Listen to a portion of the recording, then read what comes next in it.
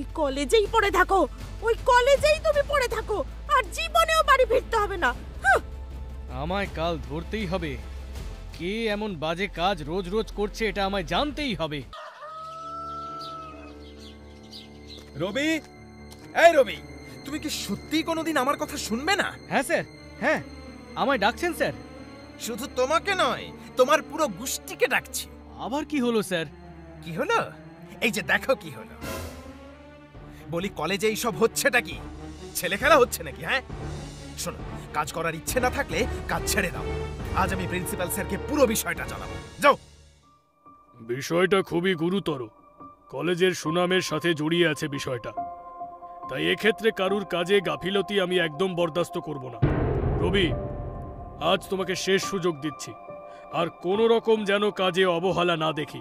ওই কঙ্কাল দুটোর যেন কোনো রকম ক্ষতি না হয়। আগে বড় স্যার, আমি আজ সারা রাত ওই ক্লাসটা পাহারা দেব। যেই আসুক না কেন, আজ আমার হাত থেকে পালাতে পারবে না স্যার। হ্যাঁ।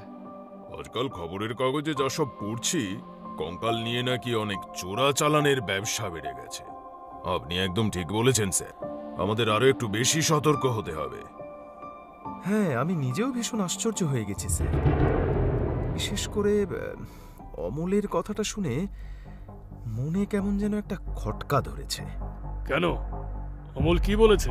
না আসলে অমল বলছিল ও নাকি রাত্রে পড়ার সময় ওর ঘর থেকে ল্যাবের ভেতরে আলো জ্বলতে আর নিভতে দেখেছে। যদিও আমি ওর কথার বিশেষ কোনো গুরুত্ব দিইনি। কালকের দিনটা দেখো তাহলে কি হয়। রবি তো আজকে পাহারা দেবে বলছে, তারপর না হয় ভাবনা চিন্তা করব।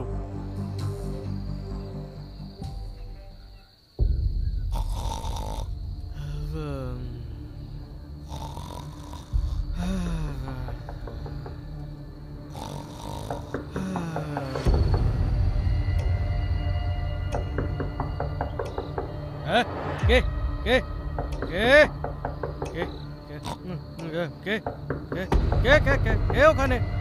কে রে? হ্যাঁ, একই, হ্যাঁ, একই কাণ্ড। নিজে নিজে আলোগুলো কি করে জ্বলে উঠলো? আমরা দুটি ভাই খুশি খুশি মানাই। নাই রে নাই রে নাই, মন্ডা মিঠাই খাই। নাই রে নাই রে নাই, আমরা দুটি ভাই মন্ডা মিঠাই চাই। তাই রে নাই রে নাই। বাবা বাবা বাবা বাবা বাবা বাবা বাবা বাবা বাবা বাঁচাও বাঁচাও!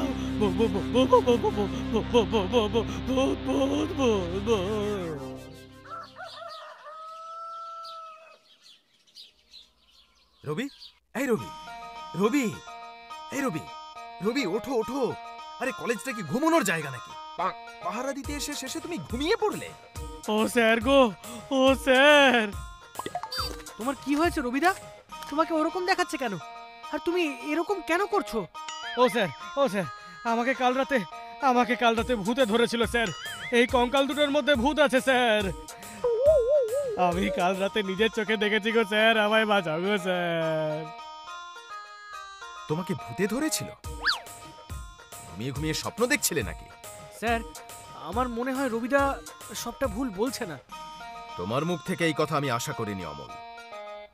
তুমি না বিজ্ঞানের ছাত্র? হ্যাঁ স্যার জানি, তবুও আমি আপনাকে একবার বিষয়টা ভেবে দেখতে বলবো।